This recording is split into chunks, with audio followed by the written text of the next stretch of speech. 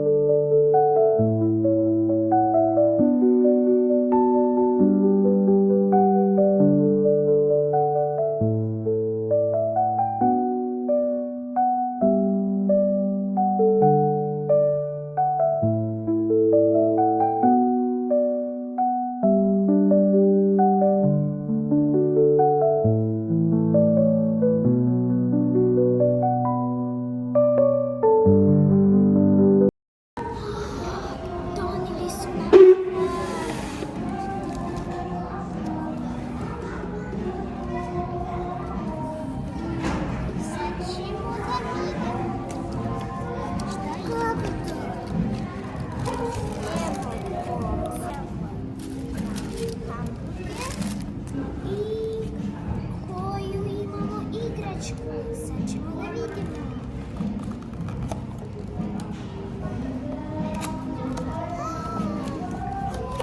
Gledajte kako slatko kuće.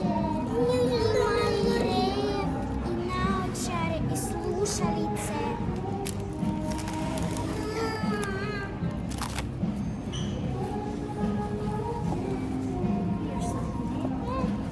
Pretplatite se na moj kanal, lajkajte video. Ćao!